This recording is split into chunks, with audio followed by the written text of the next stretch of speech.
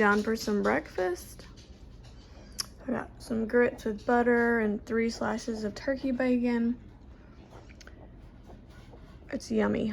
And then I'm gonna do my Bible time. I'm really tracking today, guys. I'm so tired. So for the Bible time today, I found my devotional that I lost. So I'm just gonna turn to today's devotion and see what it says. I really like this. It's really short, sweet devotions. Every day it doesn't take but a few seconds to read them.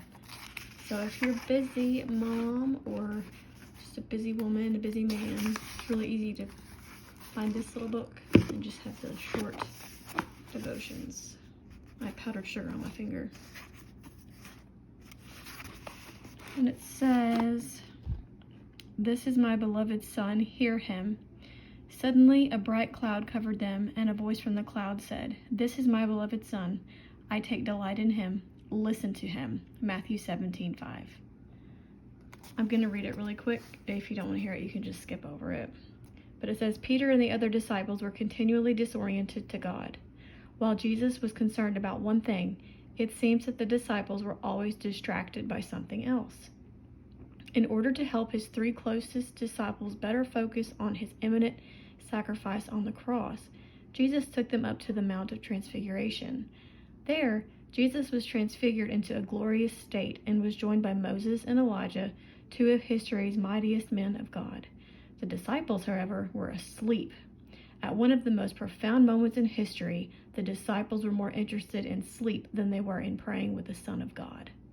When the disciples awakened, they became distracted again. This time, Peter announced his plans to build 3 tabernacles. The disciples were more concerned with what they could do for God than the incredible work of redemption God was about to accomplish through his Son. Finally, God removed everything from the disciples' sight but Jesus. "This is my beloved Son, in whom I am well pleased. Hear him." It is so easy to become spiritually distracted. Do you find yourself focusing on everything else but Christ and the work he is doing around you?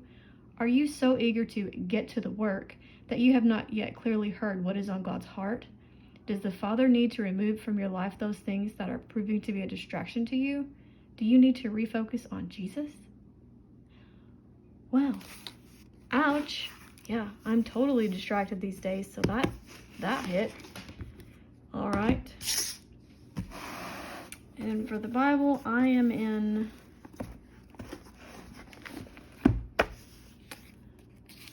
actually, I have this to read, and then I'll be done with this chapter. And apparently, I thought the sun and the moon shall be darkened, and the stars shall withdraw their shining, and all this was important to highlight, so I'll have to go through there and see what it was that I liked about that. But so far, Joel's a pretty good book.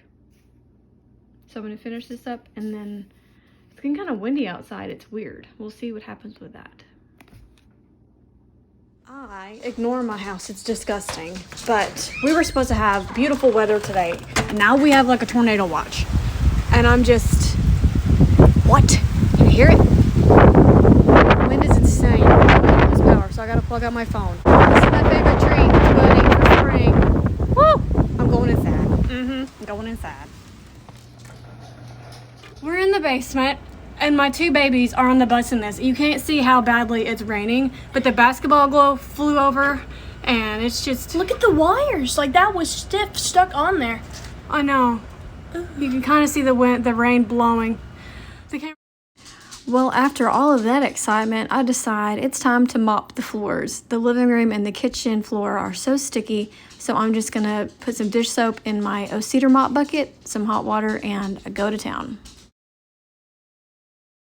Oh, and just an update, the children got off the bus just fine, on time, no problems at all. They were really scared because the wind got super strong at one point, and they said the bus was rocking a lot, and they were really scared. But I'm proud of them because they held their composure on the bus and didn't have panic attacks, because we have crazy bad storm anxiety, and this was a really crazy storm. It came out of nowhere, basically. We were only supposed to get maybe a little bit of rain, and it turned into just really, really, really high winds, and I thought at one point the house was going to blow away. But we're okay, and it's good. God is good.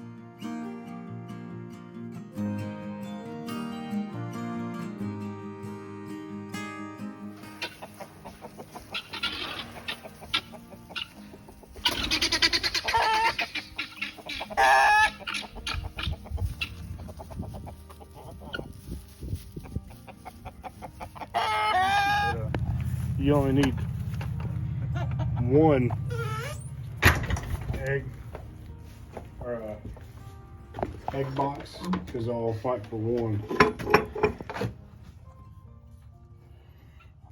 No eggs. Oh, well. Y'all, I read the sweetest story on Facebook today, and it had me bawling like a baby. So I'm going to share it with you while I make these pancakes. So the story was, some big influencer had asked, what's the best parenting advice you've ever been given? And somebody wrote a comment that said, when she was a little girl, she and her sister were supposed to be like bridesmaids in their aunt's wedding. So their mom went out and bought them the most beautiful dresses. And one of the sisters was always begging to wear the dress. And the mom said no, not until the wedding. And that sister unfortunately passed away a few weeks before the wedding, and she never got to wear that beautiful dress. So her advice was always wear the dress. Well, my son recently has been begging for pancakes, so I'm just going to make the pancakes.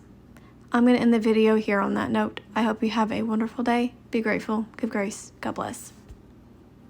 Always make the pancakes.